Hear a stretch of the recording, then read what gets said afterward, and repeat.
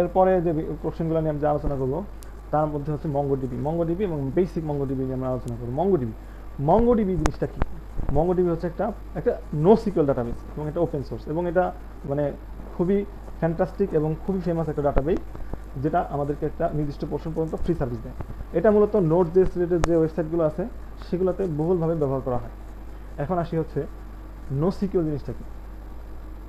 No secure মানে হচ্ছে not only secure, মানে যেটার মধ্যে আমাদের যে ডাটাবেসটা আছে, যে ডাটাগুলো আছে সেই ডাটাগুলো সে স্ট্রাকচারডও থাকতে পারে, আনস্ট্রাকচারডও থাকতে পারে, সেমি স্ট্রাকচারডও থাকতে পারে, স্কিমা সহ থাকতে পারে, স্কিমা ফ্লেক্সিবল থাকতে পারে, স্কিমা লেসও থাকতে পারে। মানে এক ধরনের ডাটাবেস যেটা প্রচুর ফ্লেক্সিবিলিটি দেয়। অন্যদিকে আরডিবিএমএস যে ডাটাবেসটা আছে সেটা হচ্ছে আমাদের একটা নির্দিষ্ট স্ট্রাকচার থাকে, যেটাকে আমরা বলি হচ্ছে রো টেবিল ফরম্যাটে থাকে। এরপর যদি বলি যে নো সিকিউর এবং সিকিউর বা আরডিএমএস এর মধ্যে পার্থক্য কি? রো সিকিউরের মধ্যে ডাটাগুলো থাকে হচ্ছে স্ট্রাকচারড ওয়েতে এবং সরি আরডিবিএমএস বা এসকিউএল এর মধ্যে থাকবে হচ্ছে ডাটাগুলো স্ট্রাকচারড ওয়েতে এবং একটা প্রি ডিফাইন্ড স্কিমার ভিত্তিতে থাকে, এবং নো সিকিউএল এর মধ্যে থাকবে হচ্ছে একদম সেমি স্ট্রাকচার ফ্লেক্সিবল যেভাবে খুশি। এবং এটার মধ্যে ডাটাগুলো একটা রিলেশনাল মডেলে থাকে, রো এবং কলাম ফরম্যাটে, এবং নো সিকিউএল এর মধ্যে থাকে জেসন ফরম্যাটে ডকুমেন্ট আকারে। এরপর হচ্ছে কখন আমরা এসকিউএল ইউজ করবো, কখন আমরা নো এসকিউএল ইউজ করবো। এসকিউএল আমরা ইউজ করবো ধরি আমাদের কোনো একটা কমপ্লেক্স অপারেশন করতে হবে, যেমন ব্যাংকের হিসাব নিকাশ করা অথবা কোনো একটা ই কমার্সের হিসাব নিকাশ করা। এইসব ক্ষেত্রে আমাদের ডাটা এবং প্রচুর রিলেশন করতে হয় ডাটার মধ্যে, তো এই জিনিসটা তখন এসকিউএল এর ক্ষেত্রে এটা সহজ। আর নো এসকিউএল এর মধ্যে কি, যেগুলোর মধ্যে দেখা গেছে যে আমাদের অতটা বেশি ক্রিটিক্যাল অপারেশন নাই, তবে অপারেশনের ভলিউমটা অনেক বেশি এবং দেখা গেছে যে আমাদের স্কেলিং করতে হয় প্রচুর বেশি, সেক্ষেত্রে আমরা নো এসকিউএল ব্যবহার করা হয়। বিশেষ করে যেরকম গেমিং তারপর সোশ্যাল মিডিয়া, এই ক্ষেত্রে নো এসকিউএল ডাটাবেস ব্যবহার করা হয়।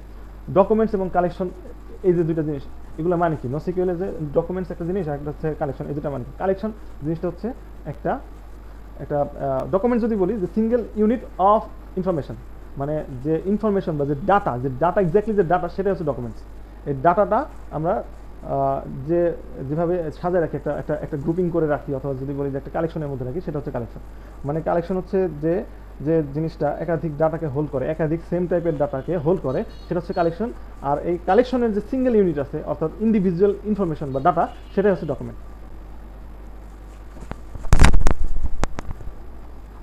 এখন হচ্ছে এসকিউএল এর উপরে নো এসকিউএল এর মানে কি সুবিধাটা কি? প্রথমত হচ্ছে নো এসকিউএল আমরা জানি যে এটা কোনো স্কিমা নাই, স্কিমা ফিক্সড না, ফ্লেক্সিবল, যার ফলে আমরা একই কালেকশনের মধ্যে ইউজারের বিভিন্ন রকম ইনফরমেশন বিভিন্নভাবে রাখতে পারি। যেমন এটার মধ্যে আমরা নাম রাখছি, পেশন রাখছি, এটার মধ্যে নাম রাখছি, পেশন রাখি নাই, আবার নাম রাখছি, পেশন রাখিনি, সিটি রাখছি, মানে আমাদের কাছে একটা ফ্লেক্সিবিলিটি আছে, কোনো মাইন্ড করতেছে না। কিন্তু এই এসকিউএল এর মধ্যে কি করতে হবে, যদি আমরা এরকম করতে চাই, আমাদের যদি কোনো একটা ডাটা মিসিং থাকে, সেখানে আমাদের নাল ডিফাইন করে দিতে হবে, মানে কোনো। তো এটাই হচ্ছে নোএসকিউএল এর সুবিধা। এরপরে যদি বলি আমাদের এটা আমরা হচ্ছে একটা সেম কোশ্চেনে আমরা দেখা যায় যে স্কিমা ফ্লেক্সিবিলিটি থাকে, স্কেলেবিলিটি থাকে, যেহেতু আমাদের কোনো মানে আমরা এক এক ডাটাবেজের মধ্যে একইভাবে মানে একই কালেকশনে বিভিন্ন রকম ডাটা রাখতেছি, তো আমাদের একটা পুরো ফ্লেক্সিবিলিটি আছে। হাই পারফরমেন্স, হ্যাঁ, এটা একটা হাই পারফরমেন্স। তারপর হচ্ছে support for diverse data models, তারপরে কস্ট ইফেক্টিভনেস। নোএসকিউএল এর কস্টটা একটু কম এসকিউএল এর থেকে। তারপর নো এসকিউএল ডিসঅ্যাডভান্টেজটা কি? প্রথম ডিসঅ্যাডভান্টেজ হচ্ছে এটার মধ্যে কোনো স্কিমা নাই, মানে ফিক্সড কিছু নাই, যার ফলে এটা মানে একটা স্ট্যান্ডার্ড, একটা নির্দিষ্ট স্ট্যান্ডার্ড থাকতেছে না। তারপরে কোনো ধরনের মানে যেহেতু সেম স্কিমা নাই, তার মানে এটার মধ্যে একটা ডাটার যে কনসিস্টেন্সি সেটা নাই, সেটা একটু কম। তারপরে লিমিটেড ট্রানজ্যাকশন সাপোর্ট, তারপর হচ্ছে লেস ম্যাচিওর ইকোসিস্টেম। এগুলো হচ্ছে নোএসকিউএল এর ডিসঅ্যাডভান্টেজ। এরপর হচ্ছে আমাদের মঙ্গোডিবির উপরে ক্লাউড অপারেশন নিয়ে, কিভাবে আমরা নোড.js এর মধ্যে মঙ্গোডিবি দিয়ে ক্লাউড অপারেশন করতে পারি। এখন আমাদের যে কোশ্চেন সেটা হচ্ছে মঙ্গোডিবি সার্ভার এবং মঙ্গোডিবি ডাটাবেস, এই দুটার মধ্যে পার্থক্য।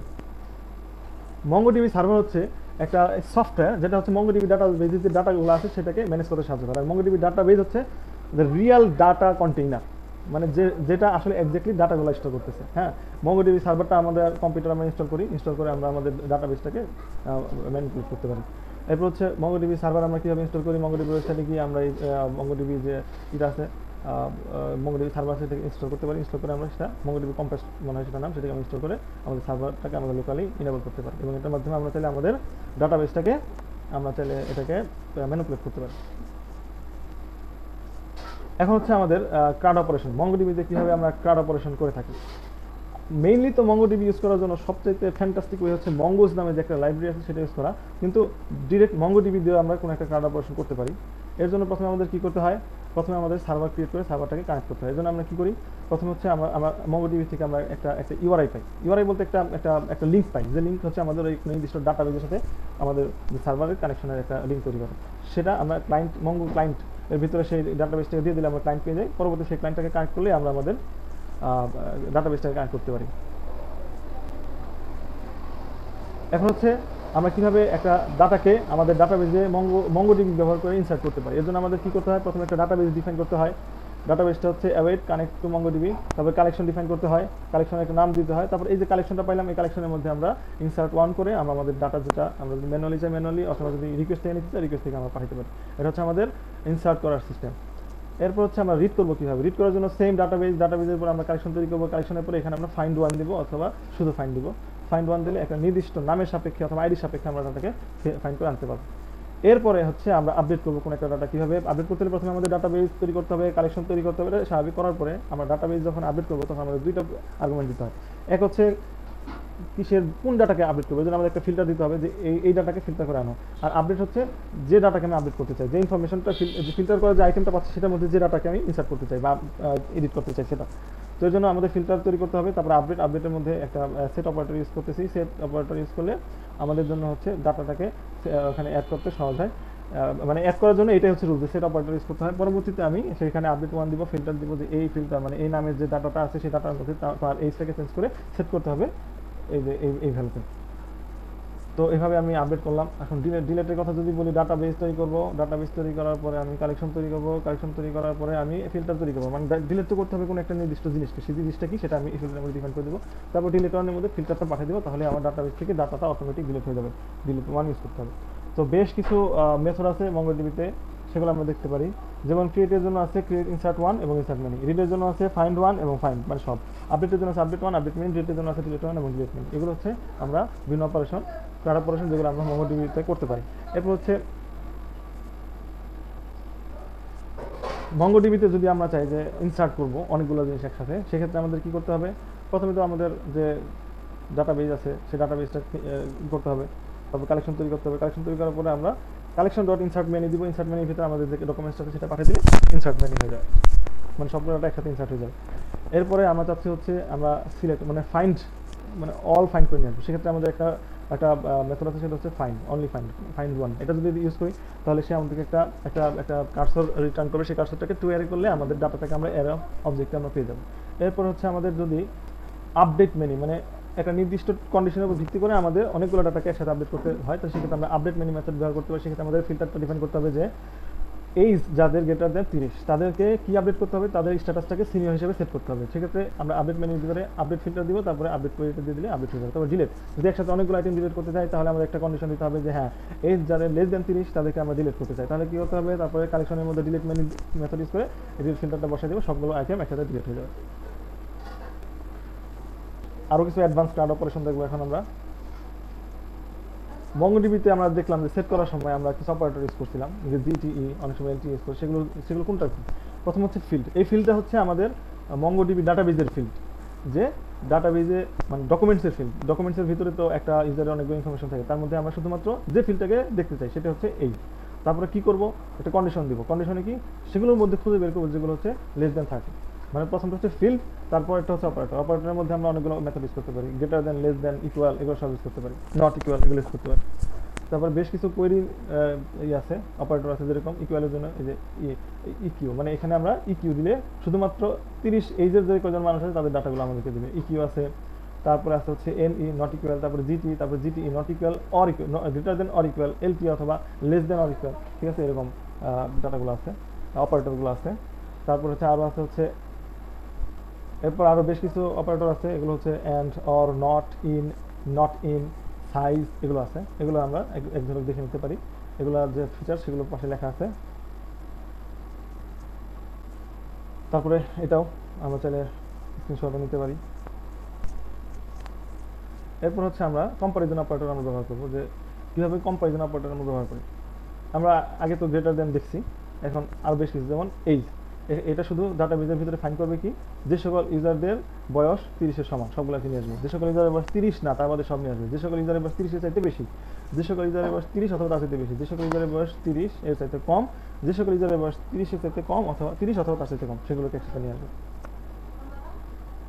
আর হচ্ছে নট ইন এক্সিস্ট, এগুলোর ব্যাপারটা কী হবে, এই এই অপারেটরগুলো একটা হচ্ছে অ্যারে নেয়। যেমন নট ইন আর নিন, নট ইন এবং ইন অপারেটর একটা অ্যারে নেয়। সে কী করে দেখে যে এই ইউজারের ভেতরে যে ইউজারগুলো আছে প্রত্যেকটার এইজটাকে সে চেক করবে। যদি তাদের এইজটা কারো 25 হয় কিংবা 30 হয় কিংবা 35 হয়, যে কোনো একটা হলেই সে সব ওই ইউজারদেরকে সে রিটার্ন করে দেবে। আর নট ইন বলতে বোঝায় যে ইউজারদের এইজ, যাদের এইজ 25 না, 30 না, 35 না, মানে এই তিনটে হওয়া যাবে না, সেগুলোকে রিটার্ন করবে। আর হচ্ছে এক্সিস্ট বলতে বোঝায় যে যদি এইজটা থাকে তাহলে সে রিটার্ন করবে। অনেক সময় আমরা দেখছি যে ডাটাবেজের মধ্যে আমরা চাইলে একটা ফিল্ড নাও রাখতে পারি, একই কালেকশনে কোনো একটা স্পেসিফিক ডকুমেন্টসে আমরা একটা কালেকশন একটা ফিল্ড নাও রাখতে পারি। সেটার ক্ষেত্রে এটা ইউজ করা, যদি ফিল্ডটা থাকে তাহলে সব রিটার্ন করবে, যদি না থাকে তাহলে একটা রিটার্ন করবে। এরপর হচ্ছে আমাদের, আমরা চাইলে একাধিক কোয়েরি ইউজ করতে পারি। একাধিক কোয়েরির ক্ষেত্রে যেরকম আমাদের একটা অ্যারেতে বলে দিতে হবে যে আমাদের ডাটার মধ্যে দেখার পরে দেখো যে যাদের বয়স 30 এবং যাদের নাম জেইন শুধু তাদেরকে দিবা। আরেকটা হচ্ছে যাদের বয়স 30 অথবা যাদের নাম জো তাদেরকে দিবা। আরেকটা রেজেক্সের মাধ্যমে আমরা বলে দিতে পারি রেজেক্স ফুলফিল দিবে অথবা নট। আমরা যে একটা অপারেটর ইউজ করছিলাম নট ইকুয়াল এনকিউটাকে এখানে আমরা চাইলে এভাবে ইউজ করতে পারি যে নট ইকুয়াল যাদের বয়স 30 নয় তাদেরকে রিটার্ন করবে। এরপর হচ্ছে আমাদের প্রজেকশন ইন মঙ্গোডিবি। প্রজেকশন বলতে বোঝায় যে আমরা আমাদের যে ডাটাবেজে ডাটা আছে সেই ডাটাটাকে আমরা যখন ইউজারের কাছে রেসপন্স হিসেবে পাঠাবো, সেখানে আমরা আমাদের রিকোয়ারমেন্ট অনুযায়ী কিছু চেঞ্জ করে পাঠাতে পারি। যেরকম আমাদের ডাটাবেজে যে ডাটা, সেটা আমরা যেটা পাচ্ছি সেটা হচ্ছে আইডি, এটা নেম, তিনটা ফিল্ড আছে আইডি, নেম এবং এইজ। কিন্তু আমরা চাচ্ছি যে আমরা এখানে কি করব, আমরা এখানে যখন রেসপন্সটা পাঠাবো আমরা তার এইজটা রাখবো না। এইজটা না রাখাতে কি হবে, আমাদের এখানে আইডি, তারপরে আমরা নেম এই প্রজেক্টের মধ্যে শুধুমাত্র বলে দিব কোন ফিল্ডটা চাই। নেম 1 করে দিলাম, 1 মানে হচ্ছে ট্রু, তখন সে শুধু নেমটাকে দিবে। আর হচ্ছে যদি আমরা চাই যে নেম এবং এইজ থাকবে কিন্তু আইডি বাই ডিফল্ট আসতেই চায়, যে কোনো কোয়েরি করলে আইডি আসবে, কিন্তু আমি চাচ্ছি যে শুধুমাত্র নেমটা নিতে আইডির পাশাপাশি, তখন শুধু নেমটাকে ট্রু করে দিলাম। আর যদি আমি চাই যে শুধুমাত্র নেম এবং এইজ নেব, আইডি নেব, সেক্ষেত্রে আমি নেমটাকে ট্রু করবো আর আইডিটাকে 0 করবো, তাহলে আরেকটা যেটা আছে সেটা তো আসতেই থাকবে। সেম জিনিসটাই এখানে দুইটা স্টেপে আলোচনা করা হয়েছে। এরপর হচ্ছে যে ডাটাবেজে যে ডাটা আছে সেটাকে আমরা সর্ট করে আনতে চাই, সেক্ষেত্রে আমরা সর্ট এটা ইউজ করতে পারি। সর্টের মধ্যে আমরা বলে দিতে পারি কিসের ভিত্তিতে সর্ট করতে পারি, নেম যদি ট্রু দিই তাহলে সে নাম অনুযায়ী সর্ট হয়ে আসবে ডাটাটা। এরপর হচ্ছে মঙ্গোডিবি ইন্ডেক্সেস। আমরা জানি যে মঙ্গোডিবি যদি নোটজেসে যদি পারফরমেন্স যদি আমরা বাড়তে চাই, তাহলে আমরা দেখতে পাচ্ছি ডাটাবেজে ইন্ডেক্সিং ব্যবহার। ইন্ডেক্সিং জিনিসটা কি, ইন্ডেক্সিং জিনিসটা হচ্ছে, এখন আমরা দেখবো হচ্ছে আমাদের বহুল প্রতীক্ষিত ওডিএম যেটা মঙ্গোডিবির জন্য ব্যবহার করা হয়, এটা হচ্ছে মঙ্গোজ। এবং মঙ্গোজ আমাদের লাইফটাকে ইজি করে দিয়েছে। আমরা দেখছি এতক্ষণ যে কত ক্রিটিক্যালভাবে আমরা মঙ্গোডিবিতে কোয়েরি করতাম এবং ডাটাবেস থেকে ডাটাকে রিসিভ করার চেষ্টা করতাম। এই জিনিসটা মঙ্গোজ একদম সহজ করে দিয়েছে। মঙ্গোজটা কি, মঙ্গোজ হচ্ছে একটা object data modelling for MongoDB, যেটা হচ্ছে একটা স্কিমা। মানে আমরা জানি যে মঙ্গোডিবিতে কি নাই, মঙ্গোডিবিতে কিন্তু কোনো স্কিমা ফ্লেক্সিবল, কিন্তু এই মঙ্গোজ দিয়ে আমরা কি করতে পারি, কালেকশনের জন্য একটা স্কিমা তৈরি করতে পারি, মানে ডাটাগুলোকে স্ট্রাকচার করতে পারি। এটা আমাদেরকে সাহায্য করে স্কিমা বেসড একটা মডেল তৈরি করার জন্য। এবং এছাড়া আমাদেরকে বেশ কিছু ডিফল্ট সাপোর্ট দেয়, ভ্যালিডেশনের জন্য সাপোর্ট দেয়, মিডলের সাপোর্ট দেয়, রিলেশনশিপ ডিফাইন করার জন্য সাপোর্ট দেয়। তো দেখি যে মঙ্গোজ কীভাবে ইনস্টল করতে হয়। মঙ্গোজ হচ্ছে একটা npm লাইব্রেরি, সেটা হচ্ছে npm ইনস্টল মঙ্গোজ দিয়ে আমরা ইনস্টল করতে পারি। এরপরে যদি দেখি যে স্কিমাটা আমরা কীভাবে ডিফাইন করি, মঙ্গোজ আমাদেরকে একটা মেথড দেয়, সেটা হচ্ছে স্কিমা। এই স্কিমার ভেতরে আমরা আমাদের যে সকল ফিল্ডগুলো আমাদের স্কিমার মধ্যে রাখতে সেগুলো আমরা ডিফাইন করতে পারি। ডিফাইন করার ক্ষেত্রে প্রথমে আমরা টাইপ, বেশ কিছু ফিচার্স আছে যেমন টাইপ, রিকোয়ার, মিনিমাম লেন্থ, এগুলো আমরা ডিফাইন করতে পারি, ইউনিক, এসব জিনিস ইউজ করতে পারি। তো একটা স্কিমা ডিফাইন করার প্রথম যেটা, সেটা হচ্ছে আমাদের মঙ্গোজটাকে ইম্পোর্ট করতে হবে, তারপরে স্কিমার একটা নাম দিতে হবে এবং নিউ মঙ্গোজ ডট স্কিমা এর ভিতরে সে একটা অবজেক্ট রিসিভ করবে এবং অবজেক্টের ভিতরে যে ফিল্ডগুলো, সেই ফিল্ডগুলোর ডেফিনেশন আমরা দিব। আপাতত তিনটা ডেফিনেশন দেওয়া হয়েছে। পরবর্তীতে এটা দিয়ে আমরা একটা কালেকশন তৈরি করবো। কীভাবে কালেকশন তৈরি করার জন্য ইউজার মঙ্গোজ ডট মডেল, এরপর কালেকশনের একটা নাম দিব, তারপরে যে স্কিমা সেই স্কিমাটা দিয়ে দিলে আমাদের কালেকশনটা হয়ে যাবে এবং এটা এক্সপোর্ট করে দিব। এভাবে আমরা মঙ্গোজের মধ্যে একটা স্কিমা ডিফাইন করতে পারি। এরপর হচ্ছে আমাদের ডাটাবেজের মধ্যে আমরা কীভাবে অপারেশনটা করবো, মানে আমরা তো স্কিমা বানাইলাম, এখন এটা দিয়ে আমাদের খাইতে হবে, পড়তে হবে, কিছু একটা করতে হবে, কোড অপারেশন করতে হবে। আমরা সেটা কীভাবে করবো, সেটার জন্য কী করবো, আমরা হচ্ছে প্রথমে ওই যে কালেকশন বানাইলাম সেই কালেকশনটাকে ইম্পোর্ট করছি, তারপর মঙ্গোজ নিছি, মঙ্গোজ এর ভিতরে ইউআরআইটা যেটা যে লিঙ্কটা মঙ্গোডিবির সেটা দিয়ে আমরা একটা ডাটাবেস কানেকশন তৈরি করছি। এরপর যখন আমরা কোনো একটা নতুন ইউজার তৈরি করব সেটার জন্য আমাদের শুধুমাত্র ওই যে ইউজার যে আছে তার ভিতরে ডাটাকে পাঠিয়ে দিলে সে সুন্দর মতো আমাদের ডাটাটাকে ভিতরে নিয়ে নেবে এবং পরবর্তীতে সেভ করে দিলে আমাদের ডাটাবেজে সেভ হয়ে যাবে। মানে আমাদের আর এত ক্রিটিক্যাল ল্যাঙ্গুয়েজ দেখতে হবে না, মঙ্গোজ দিয়ে খুব সহজে আমরা করতে পারবো। মঙ্গোজ দিয়ে একটা ডাটাবেজ অপারেশন করার জন্য কয়েকটা স্টেপ আছে। প্রথমে একটা স্কিমা তৈরি করতে হবে, স্কিমা তৈরি করার পরে সেটা দিয়ে মডেল তৈরি করতে হবে যেটা দেখেছি একদম নিচে, তারপরে মঙ্গোডিবিতে কানেক্ট করতে হবে, তারপর একটা ইনস্ট্যান্স তৈরি করতে হবে এবং পরবর্তীতে সেটা সেভ করতে হবে। যেমন এরকম আমরা একটা স্কিমা তৈরি করছি, তারপর একটা কালেকশন তৈরি করছি, তারপর আমি মঙ্গোডিবি দিয়ে একটা ডাটাবেস কানেকশন করছি, তারপর একটা ইনস্ট্যান্স তৈরি করছি যেখানে আমি একটা ইনস্ট্যান্স তৈরি করছি যে আমার এই ডাটাটাকে আমি সেভ করতে চাই। পরবর্তীতে ইনস্ট্যান্টটাকে আমি সেভ করে দিলাম, আমার এই ডাটাবেজে ডাটাটা অটোমেটিক সেভ হয়ে গেল। এরপর যদি দেখি যে কীভাবে আমি ভ্যালিডেশন করব, ভ্যালিডেশনটা আমরা কীভাবে করব, দেখা যাক আমার একটা স্কিমা আছে, সেই স্কিমার মধ্যে আমি হচ্ছি আমার যে নেম সেটা হচ্ছে স্ট্রিং হতে হবে এবং এটা থাকতেই হবে, ইমেল একটা স্ট্রিং হবে এবং এইটা হচ্ছে হবে নাম্বার। এখন যখন আমি এই স্কিমা ইউজ করে যখন আমি ডাটা ইনসার্ট করতেছি তখন আমি কী করতেছি, আমি এইটাকে একটা স্ট্রিং দিচ্ছি, কিন্তু স্ট্রিং কিন্তু আমাদের এখানে ডিফাইন করছি নাম্বার, তো সেক্ষেত্রে একটা ইনভ্যালিড। এটাকে মঙ্গোডিবি কীভাবে ডিফাইন করবে যে এখানে শুধুমাত্র আমি যে ইউজারটা পাইছি ইনস্ট্যান্স তৈরি করছি সেটার মধ্যে একটা ভ্যালিডেট মেথড দিব, ভ্যালিডেট মেথড দিলে সে ভ্যালিডেশন শুরু করবে। ভ্যালিডেশন শুরু করার পরে সে যদি দেখে যে হ্যাঁ এটা তো ভ্যালিডেট না, তখন সে সুন্দর মতো ক্যাচে চলে আসবে এবং এররটা শো করবে যে ইউজার ভ্যালিডেশন ফেল। ঠিক আছে, আর যদি কোনো এরর না থাকে তাহলে সে আমাদেরকে ডাটাটা সেভ করতে দেবে ডাটাটা। এরপর মঙ্গোডিবিতে আমরা কীভাবে একটা ক্রুড অপারেশন করবো, এটার জন্য আমরা প্রথমে একটা স্কিমা এবং কালেকশন ডিফাইন করবো। এরপরে যদি আমরা চাই যে আমরা হচ্ছে একটা ক্রিয়েট অপারেশন করবো, ক্রিয়েট অপারেশন করার জন্য আমাদের প্রথমে ডাটাবেসটা কানেক্ট করতে হবে, ডাটাবেস কানেক্ট করার পরে আমরা ইউজারটা তৈরি করবো, ইউজার ইনস্ট্যান্স তৈরি করবো, তারপর সেটাকে সেভ করবো, সেভ করলে আমাদের ইউজারটা ক্রিয়েট হয়ে যাবে। তারপর যদি তাই সবগুলো ইউজারকে আমি রিট্রিভ করবো মানে গেট করবো, তাহলে আমাকে await user dot find use করলে সকল ডাটা আমরা অল ইউজার্সের মধ্যে পেয়ে যাবো। এরপর চাই যদি আমরা একটা স্পেসিফিক কন্ডিশনের ভিত্তিতে পাইতে সেক্ষেত্রে আমরা ফাইন্ড ওয়ান ইউজ করবো এবং কন্ডিশনটা বলে দিচ্ছি যে নাম যার হ্যাপি শুধু সেই ইউজারকে চাই। তারপর হচ্ছে আপডেট অপারেশন, আপডেটের ক্ষেত্রে আমাদের একটা প্যারামিটার দিতে হবে যে মানে ফাইন্ড করার জন্য যে কাকে আমরা হ্যাপিকে আপডেট করতে চাই এবং কি আপডেট করতে তার এজটা যা আছে আমরা সেটাকে 30 বানাতে চাই, সেটার জন্য আমরা আপডেট ওয়ান মেথড ইউজ করব। ডিলিট অপারেশন ক্ষেত্রে তাই ডিলিট করার জন্য প্রথমে আমাদেরকে একটা কন্ডিশন দিতে হবে যে কাকে ডিলিট করতে চাই, যে হ্যাপি নামে যে আছে তাকে ডিলিট করতে, তাহলে সে ডিলিট হয়ে যাবে। এভাবে আমরা একটা ক্রুড অপারেশনের জন্য মঙ্গোজ দিয়ে আমরা কোড করে থাকি। এরপর রিলেশনশিপস, দেখা গেছে যে আমরা অনেক সময় ডাটাবেস যখন ডিফাইন করি তখন আমরা ডাটাবেসের মধ্যে একটা কালেকশনের সাথে একটা কালেকশনের একটা রিলেশন তৈরি করতে হয়। এই রিলেশনটা আমরা কীভাবে করি, আমরা স্কিমার মধ্যে সেটা প্রথমে ডিফাইন করি। যেমন আমাদের স্কিমার মধ্যে একটা ইউজার স্কিমা আছে, ইউজারের একটা নেম থাকবে এবং তার প্রোফাইল থাকবে, এবং প্রোফাইল যেটা থাকবে সেটা হচ্ছে সেই ইনফরমেশনগুলো প্রোফাইল নামে একটা স্কিমা থাকবে সেটার মধ্যে ডিফাইন করা আছে। তো আপাতত আমি এখানে সেই প্রোফাইলের স্কিমাটা শুধু লিঙ্ক করে দিচ্ছি যে তার যে কালেকশনের নামটা হবে প্রোফাইল এবং সেখানে এর যে আইডিটা তৈরি হবে সেই আইডির সাপেক্ষে তুমি এখানে এই প্রোফাইলের সাথে একটা লিঙ্ক করবা, মানে এই প্রোফাইল কালেকশনে তার যে প্রোফাইল থাকবে এটাকে তুমি রিট্রিভ করার সময় এই ইউজারের মধ্যে সুন্দর মতো বসে দিলাম। তো পরবর্তীতে আমরা কালেকশন তৈরি করে দিলাম, কালেকশন তৈরি করে দিলে আমাদের রিলেশনটা হয়ে গেল। এরপর প্রশ্ন হচ্ছে কীভাবে আমরা একটা মঙ্গোজের মধ্যে একটা মডেল তৈরি করি। মডেল তৈরি করে একদম সহজ, প্রথমে একটা স্কিমা তৈরি করবো, স্কিমা তৈরি করার জন্য মঙ্গোজ আমাদেরকে নিউ মঙ্গোজ ডট স্কিমাটা দিবে, তারপরে আমরা অবজেক্টের মধ্যে স্কিমার যে টাইপ ডেফিনেশন সেটা ডিফাইন করবো। পরবর্তীতে আমরা একটা ইউজারের জন্য কালেকশনের জন্য একটা নাম নিব, সেই নামের পরবর্তীতে আমরা কী করবো মঙ্গোজ ডট মডেল এই মেথডটা ইউজ করে তার ভিতরে আমরা সেই নামটা বসাবো এবং যে স্কিমাটাকে আমরা মডেলে সেট করতে চাই সেই স্কিমাটা বসিয়ে দেবো, তাহলে আমাদের মডেলটা ক্রিয়েট হয়ে যাবে। হ্যাঁ, মঙ্গোজ আমাদেরকে মিডলওয়্যার সাপোর্ট দেয়। মিডলওয়্যার সাপোর্ট বলতে বোঝায় যে আমরা চাইলে মঙ্গোজ স্কিমা তৈরি করার পর কিছু মিডলওয়্যার ডিফাইন করতে পারি যেটা কালেকশনে হিট করার আগে মানে সেভ হওয়ার আগে বা পরে সেই মিডলওয়্যারগুলো রান হবে এবং সে অনুযায়ী আমাদের ডাটাটাকে সে মডিফাই করবে। যেমন আমরা একটা ইউজার কালেকশন তৈরি করছি এবং সেখানে একটা প্রি মিডলওয়্যার তৈরি করতেছি যে এই ডাটাটা সেভ হওয়ার আগে মানে ইউজার যখন নতুন একটা ইউজার যখন তৈরি হবে তার সেভ হওয়ার আগে এই মিডলওয়্যারটা রান হবে। তারপর হচ্ছে একটা পোস্টটা হচ্ছে যে মিডলওয়্যারটা যখন রান হওয়া শেষ হবে, মিডলওয়্যারটা যখন আমার ক্রিয়েট হওয়া শেষ তখন এটাকে আমরা এই মিডলওয়্যারটা রান করবো। এভাবে আমরা প্রি এবং পোস্ট ফুটের মাধ্যমে আমরা আমাদের মঙ্গোজের মধ্যে মিডলওয়্যারটাকে ডিফাইন করতে পারি। তো বন্ধুরা, এটাই ছিল হচ্ছে আমাদের নোড.js-এর ইন্টারভিউর জন্য কমপ্লিট কোশ্চেন ডিসকাশন। নোড.js-এর ইন্টারভিউতে যে সকল কোশ্চেন মানে করা সম্ভব সে সকল কোশ্চেনের উপর একটা কমপ্লিট একটা ভিডিও হচ্ছে এটাই। আশা করি এই ভিডিওর বাইরে আর কোনো কোশ্চেন হয়তো বা আসার সম্ভাবনা কম, তারপরে যদি আসে আশা করি আমরা সেগুলোকে আর্ট স্টাডির মাধ্যমে আয়ত্ত করতে পারবো। তো বেসিক্যালি যদি কারো ইন্টারভিউ দেওয়ার মানে শুরু করার ইচ্ছা থাকে, আমি মনে করি তার যে ব্যাকগ্রাউন্ড তো আছেই, সে বেশ কিছুদিন যাবত ডেভেলপমেন্ট করতেছে, পাশাপাশি তার ভালো এক্সপার্টাইজ আছে, এখন শুধুমাত্র সে ইন্টারভিউর জন্য যদি এই ভিডিওটা দেখে বা এই ভিডিওতে যে টপিকসগুলো কভার করেছে সেগুলো যদি সে পার্সোনাল স্টাডি করে, তাহলে অবশ্যই সে ইনশাআল্লাহ ভালো করবে।